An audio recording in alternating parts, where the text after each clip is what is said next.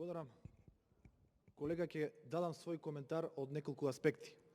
Прво, за последното, дека има некој против попис и против релевантни факти и информации. Не е точно. Ние имаме против еден насилен попис, кој што нема да ја ослика реалноста во Република Македонија и против начинот на кој што ќе се спроведе овој попис. Мора да ги разграничиме државјанството со резидентноста.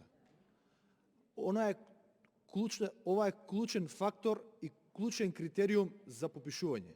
Не смее државјанството да биде единствен критериум по кој што ќе се врши пописот. Многу е клучно резидентноста да биде вклучена како критериум за попишување на сите државјани на Република Македонија. Затоа што ќе имаме случаи на луѓе кои што ќе бидат попишани, а со години не се присутни, ниту пак живеат во Република Македонија. Тоа е клучното кое што ние го предлагаме, а вие како власт го негирате, односно не ви одговара и не сакате да го прифатите. И затоа сметаме дека со овој предлог закон веродостојноста и релевантноста ќе биде доведена во прашање на резултатите од овој подпис, а не само тоа, ќе биде доведено во понатамошна фаза и довербата во институциите. Нешто кое што во последниве 3 години мака мачиме да ја вратиме довербата во институциите, затоа што имаме ненародна власт која што секојдневно ги разошарува граѓаните и секојдневно граѓаните немаат доверба во институциите.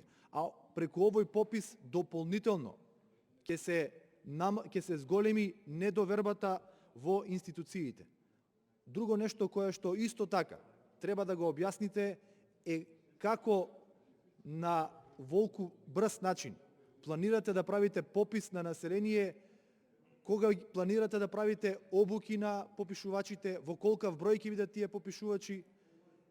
Претпоставувам како што во 2 дена сакате да го протнете овој закон и на брзање без транспарентна постапка, претпоставувам дека по оваа методологија исто така ќе го вршите и овој попис. Па барам исто така да ми одговорите по однос на ова, колку обучувачи, односно попишувачи, кој ќе ги врши обуките на тие попишувачи, на кој начин ќе биде тоа, имајќи ја предвид пандемијата, како еден клучен фактор во овој период кој што не дозволува во нормални услови да се спроведе овој попис. Има уште многу други работи, но еве во интерес на времето ќе завршам овде. Контрреплика пратеник од Бадри Полето.